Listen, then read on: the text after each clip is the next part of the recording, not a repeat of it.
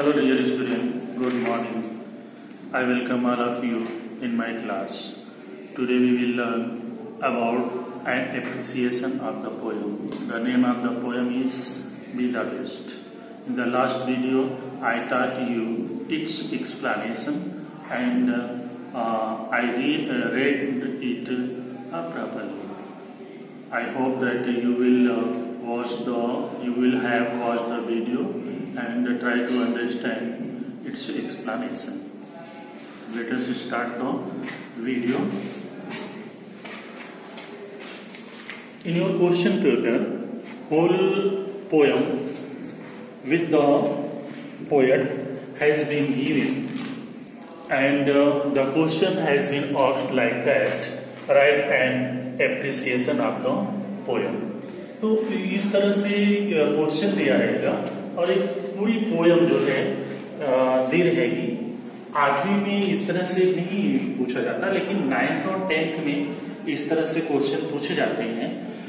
8वीं में आपको इस तरह से क्वेश्चन पूछा जाएगा: right an appreciation of the poem with the help of the points given below. इस तरह से पूछा जाएगा, लेकिन लिखने का दोनों का तरीका जो है सेम है, थोड़ा सा डिफरेंस है। तो हम लोग देखते हैं कि किस तरह से इसको हम लिखेंगे। तो 5 पॉइंट पे हमें लिखना होता है। पहला है इसमें टाइटल। टाइटल में हम क्या करते हैं, टाइटल में जो यहाँ पे टाइटल दी गई है, ये जो टॉपिक है आपकी टॉपिक में लिखा गया है बी द बेस्ट, यही इसकी टाइटल होगी। तो हम इसको इस तरह से लिखते हैं, these lines have been taken from the poem। क्या है, ऐसा डबल इन्वर्टेड कामा यूज कीजिए या सिंगल इन्वर्टेड कामा, और फिर वहां पे आप पोएम का नाम लिख दीजिए। हाईलाइट करना आपको पोएम का, बी द बेस्ट। इसको भी आप टैकल कर दें, ठीक हो। यहाँ पे बी द बेस्ट क्लोज कर दीजिए। एक तो इस तरह से लिखते हैं, और यहाँ पे देखिए एक ऐसा भी लिखते हैं, the title of the poem is. अब यहाँ पे आप क्या लिखोगे आगे, बस वही नाम, ऐसा इन्वर्टेड कामा सिंगल करके ऐसा लिख लो, बी द बेस्ट। ओके, तो ये पॉइंट को हम 2 तरह से लिखते हैं, या आप इस तरह से लिखिए या इस तरह से लिखिए। मतलब आपके चॉइस के ऊपर है। अगर आपको ये इजी लगता है तो ऐसा लिखिए, ये इजी लगता है तो ऐसा लिखिए। ये जो है आपको कितने नंबर का, अगर आपने ऐसा लिखा तो इसको हाफ मार्क आपको मिलता है। फिर सेकंड है आपका, सेकंड पॉइंट है पोएट ऑथर। मतलब दोनों का सेम मीनिंग होता है। कभी कभी ऐसा पॉइंट अगर आपके क्वेश्चन पेपर में दिया है और वहां पे लिखा है पोएट, तो आप समझ गए। अगर पोएट न लिखे ऑथर लिखा है तो मतलब दोनों का सेम मीनिंग होता है। तो आप जैसे भी हो इस तरह से लिख सकते हो। अब यहाँ पे इसको इस तरह से एक्सप्लेन करेंगे, दिस poem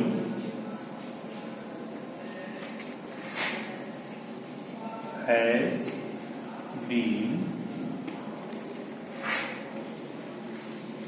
composed by। अब यहां पे लिखा है, ये नाम है, ठीक ना, डगलस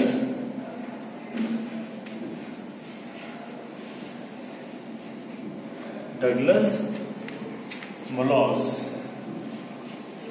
ये हो गया, इसको हाईलाइट कर दीजिए, सिंगल इन्वर्टेड कामा में ये हो गया। अब यहाँ भी वही चीज लिखना है, the poem is written by same, उसी तरह से आप यहाँ पे लिख दीजिए। यहाँ पे क्या आ जाएगा,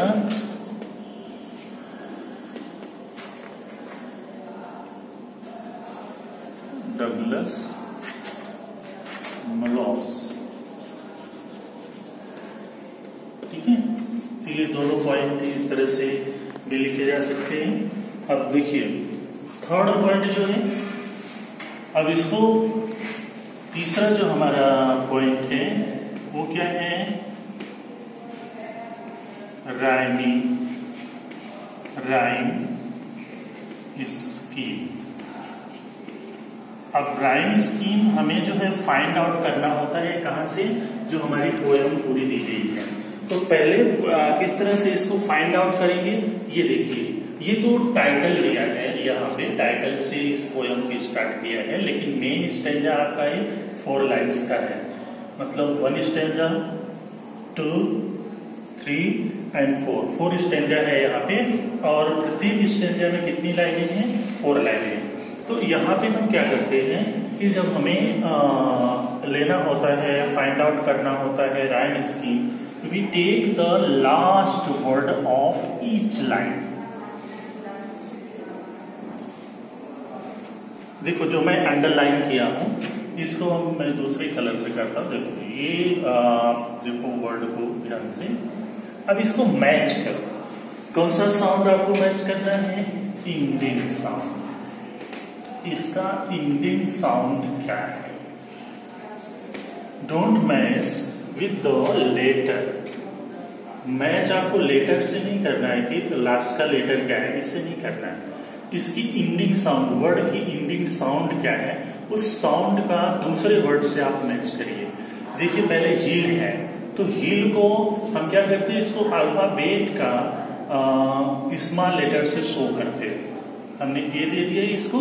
अब इस हील वर्ड के इंडिंग साउंड को दूसरे लाइन के बी वर्ड के लास्ट वर्ड से मैच करेंगे। यहाँ पे हील लास्ट में क्या, यल का साउंड आ रहा है, ल का साउंड आ रहा है, फिर यहाँ पे देखिए बी लास्ट का ई साउंड, यहाँ कॉन्सोनेंट साउंड है, यहाँ वॉवेल साउंड है, दोनों में डिफर है। तो इसको जब डिफरेंस हो रहा है तो यहाँ पे हम क्या लिख देंगे, बी। अगर सेम है तो वही आप उसी लेटर से इंडिकेट करेंगे, जो अल्फाबेट का स्मॉल लेटर है उसी से इंडिकेट करेंगे। अगर दोनों में मैचिंग नहीं हो रहे, दोनों के इंडिंग साइन में मैचिंग नहीं हो रहा है, तो हमने इसको ई दिया तो अगला वाला हम इसको दे देंगे।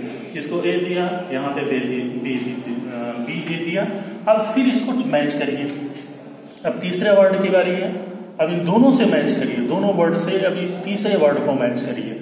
तो आप देखेंगे कि ये इसकी इंडिंग साउंड इसकी इंडिंग साउंड से मैच हो रही है।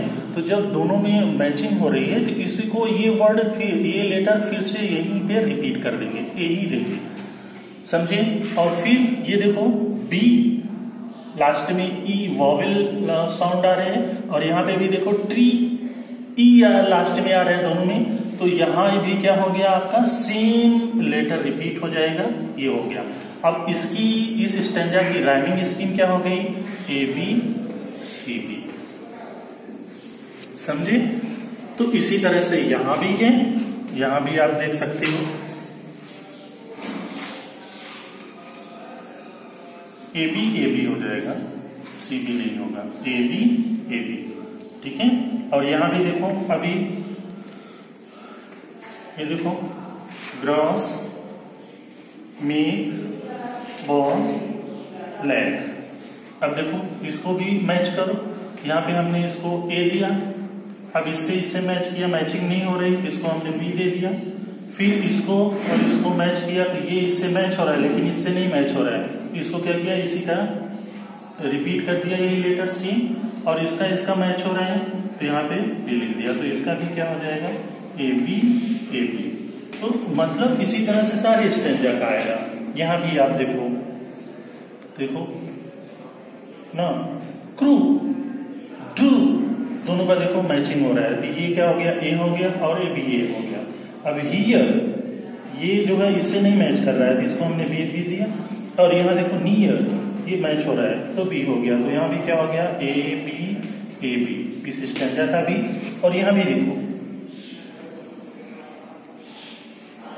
देखो, स्टोर, ट्रेल, फेल, देखो इंडिंग साउंड दोनों का मैच हो रहा है। ए तो यहाँ नहीं, मैं इन दोनों में मैचिंग हो रही है, यहाँ पे बी और बी दे दिया, तो इसका भी क्या हो गया, ए बी। तो राइमिंग स्कीम अब यहाँ पे आप लिखोगे ऐसा, the rhyme scheme of the poem is, single inverted comma use करिए और ऐसा लिख दीजिए ए बी। समझ में आया ना कैसे फाइंड आउट करेंगे राइम स्कीम। ओके, अब यहां पे जरा देखो, दोनों को साथ में चलते लेके, यहां देखो दिया है द पोयम हैज, मतलब पोयम में कितने स्टैंजा है। आपको मैंने हिंदी बताया था, 1 स्टैंजा, 2 स्टैंजा, 3 स्टैंजा, 4, मतलब यहाँ पे क्या हो गया 4। यहाँ पे आप क्या लिखोगे 4, और फिर यहाँ पे देखो प्रत्येक स्टैंजा में फिर क्या लिखा है, ईच स्टैंजा हैज, मतलब प्रत्येक स्टैंजा में कितनी लाइनें हैं, तो इसको छोड़कर आप यहां से दिखाना है आपको 1 2 3 4, मतलब तो फिर यहाँ पे क्या आपको लिखना 4, ऐसा 4 लिखना है। ये हो गया आपका, ये थर्ड, और वहां पे भी हो गया। अब 4 यहाँ पे चलते, इसमें देखो 4 क्या है आपकी थीम ऑब्लिक, इसको और क्या बोलते हैं सेंट्रल आइडिया। मीन्स क्या कि इस कविता की विषय वस्तु क्या है, मतलब इसमें कवि कहना क्या चाहता है। तो देखो इसमें कवि क्या कहना चाहता है, स्टार्टिंग में पोएम का एक्सप्लेन करते समय मैंने आपको बताया था, फिर भी मैं यहाँ पे लिखता हूं, the theme of the poem is that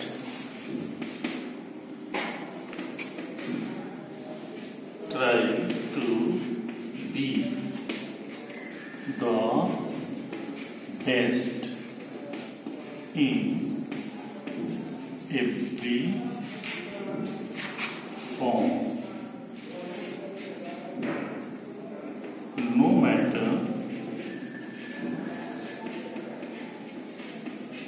what your size is.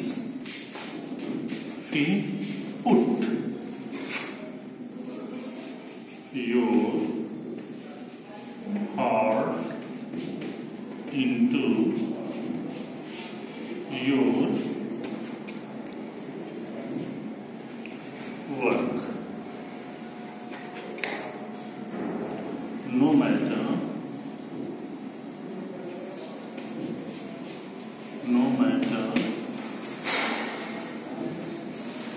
whether the work is big or small. समझिए यहाँ पे क्या दिया है कि इस the theme of the poem is that try to be best, try to be the best in every form, हर रूप में आप जो है अच्छा बनने का प्रयास कीजिए। नो मैटर, उसका कोई मतलब नहीं है व्हाट योर साइज इज, आपका आकार कैसा है तो उसका कोई मतलब नहीं है। Put your heart into your work, अपने पूरे मन को अपने कार्य में लगा दो, पूरा अपने मन अपने तन मन धन से उसको करो। No matter whether the work is big और small, there is a no matter, it is meaningless this work is big or small. Okay, so it is the theme of the poem. The poet want to give a message through this poem. That is the okay. Last point.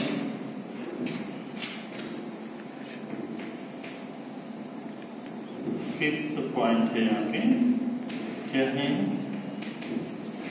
Figure of speech. It is new for you. What is figure of speech? Figure of speech means अलंकार, हिंदी में बोलते हैं. तो यहाँ जो लाइनें दी हैं तो उसमें कौन सी फिगर ऑफ स्पीच यूज की गई है? फर्स्ट, पहली जो फिगर ऑफ स्पीच है वो क्या है? Repetition.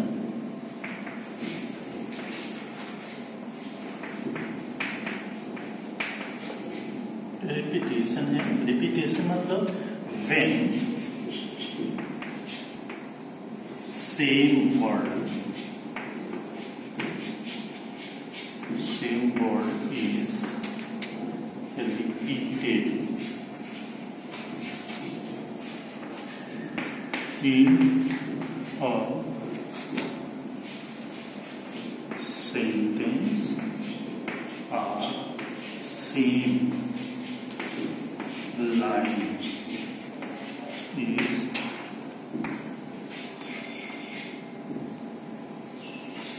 repeated into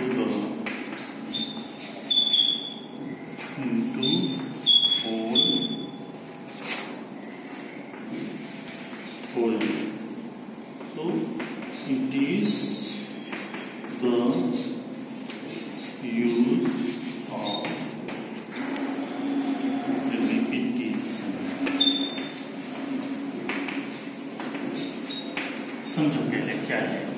When same word is repeated in a sentence, अगर कोई एक ही वर्ड है, जैसे जॉनी जॉनी यस पापा, तो इसमें जॉनी जॉनी एक ही बात है, या twinkle twinkle little star, twinkle twinkle दो बार आया, सेम वर्ड आ रहा है, तो ऐसे में क्या होगा ना? रिपीटिशन होगा.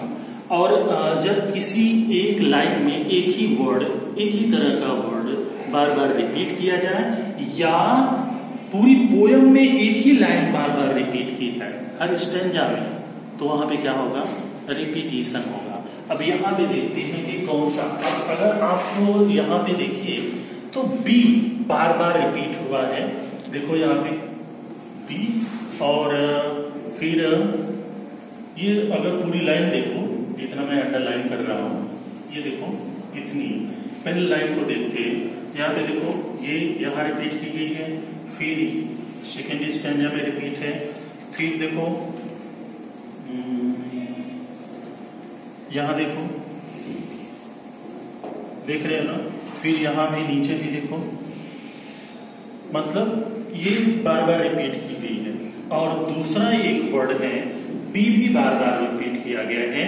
देखो यहाँ पे इस लाइन में देखो, यहाँ पे देखो ना, और यहाँ भी यही सेम लाइन यहाँ भी रिपीट की गई है. तो यहाँ भी आया, यहाँ भी आया ना, तो ये क्या हो गया? एग्जाम्पल हो गया किसका? रिपीटिशन का. तो यहाँ पे एग्जाम्पल मैं लिख देता हूँ, लाइन का एग्जाम्पल लिखता हूँ. इफ यू कांट बी, ये देखो ये बार बार रिपीट हुआ है. If you can't be, if you can't be, if you can't be, if you can't be, if you can't be, मतलब पूरी पोयम में इतना ये लाइन जो है बार बार इतने शब्द रिपीट किए गए हैं, तो ये क्या हो गया? रिपीटिशन का एग्जाम्पल हो गया. दूसरा हम लोग देखते हैं, दूसरा जो इसमें फिगर ऑफ स्पीच है वो क्या है? एलिट्रेशन. एलिट्रेशन मीन्स देखो, फेन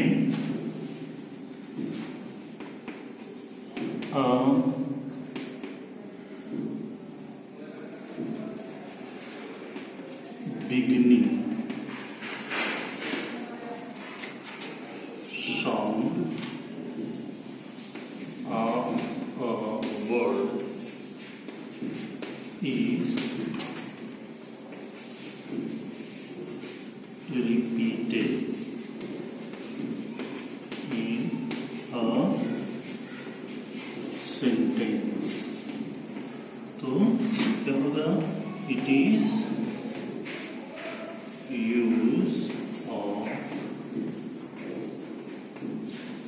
इलिट्रेशन,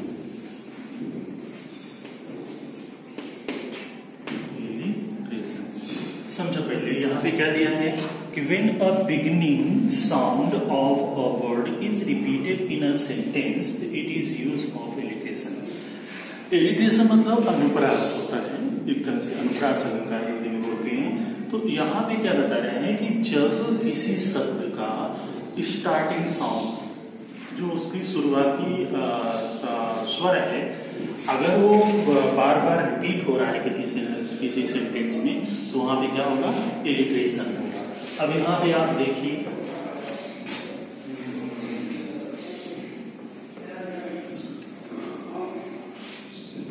इसमें यहाँ पे आप देख सकते हैं ये लाइन इलिट्रेशन का यहाँ पे एकदम दिया हुआ है, ओ ओ ओ ओ ना, देखो 4 जगह ये रिपीट हुआ है स्टार्टिंग ना, यहाँ पे ब साउंड, यहाँ पे ब साउंड, यहाँ पे ब साउंड, यहाँ पे ब साउंड ना, बी बुस बी बीट, मतलब स्टार्टिंग साउंड बार बार रिपीट हुआ है यहाँ पे।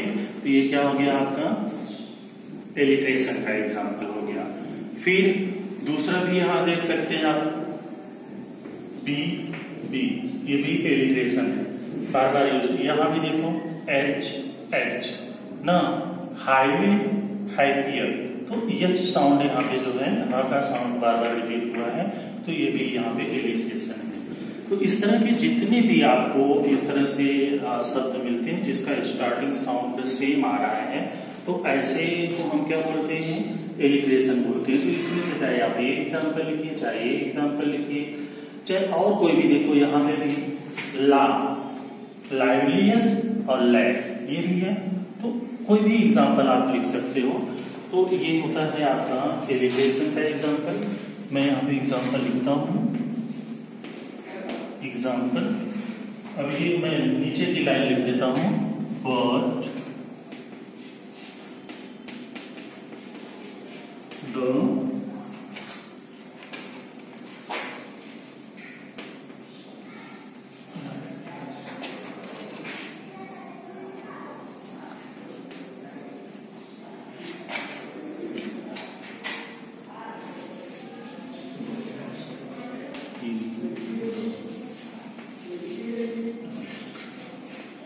ये हो गया आपका दूसरा, रिपीटिशन और एलिट्रेशन। यहाँ पे 2 चीज मैंने आपको बताया। यहाँ पे थोड़ा देख लो, the line that rhyme in each stanza और, मतलब लाइन किससे है, यहाँ पे देखो किससे है, ये पहली लाइन होगी, पहली लाइन किससे है, थर्ड से है, फर्स्ट एंड थर्ड दोनों का राइम है, और फिर सेकेंड टू फोर्थ। तो यहाँ पे आपको क्या लिखना है, ऐसा,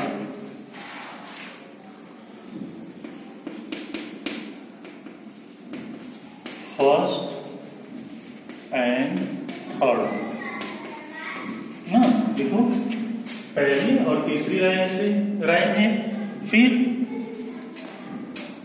एंड यहाँ कामा करके फिर लिख दो, सेकेंड एंड कौन सा, फोर्थ, ठीक है ना, सेकेंड और फोर्थ, देखो सेकेंड है और एक फोर्थ है, दोनों का हो गया। फिर देखिए यहाँ पे क्या है, कौन सी line is repeated expression in the poem, कौन सा बार बार जो है अभिव्यक्ति बार बार रिपीट की गई है पोयम में, कौन सी लाइन, मैंने आपको अभी अंडरलाइन करके रिपीटिशन में के एग्जाम्पल में बताया था। ये देखो बार बार रिपीट हुई है, जहां भी आप देखो जहां मैंने अंडरलाइन किया है, देखो बार बार पूरे पोयम में रिपीट की गई है। तो ये भी लाइन हमको यहाँ पे क्या लिखना है, इफ यू कॉन बी, ठीक। फिर the line I shell always remember is, हमें कौन सी लाइन, इसमें से कौन सी लाइन हमेशा याद रखना चाहिए, देखो लास्ट की लाइन,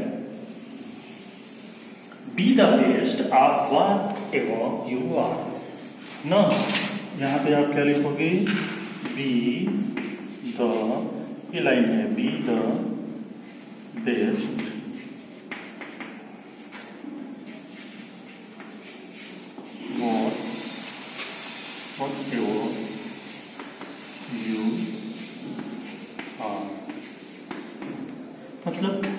आपको ये लाइन याद रखनी चाहिए। तो इस तरह से हाँ ये एक पॉइंट छूट गया आपका पांचवा, the poet compares big things with. अब यहाँ पे देखो कितनी भी जो भी आप देखो यहाँ हिल है, हिल दिया है तो उसकी ये क्या है, हिल एक चोटी है और ये क्या है, घाटी है, मतलब ये बड़ी ये छोटी, ठीक ना। फिर ये ट्री बड़ा और बुश क्या छोटा, मतलब ये ट्री क्या है बिग है और बुश क्या स्मॉल, ठीक है। तो इस तरह से इसने क्या किया है, कवि ने क्या किया है कि बिग थिंग्स को कंपेयर किससे किया है, स्मॉल थिंग्स। यहाँ पे आप क्या लिखोगे, small things. In this way your appreciation of the poem has finished here. I hope you will have understood it well. If you don't understand it, to watch the video again and again so that you can understand it very well. Thank you.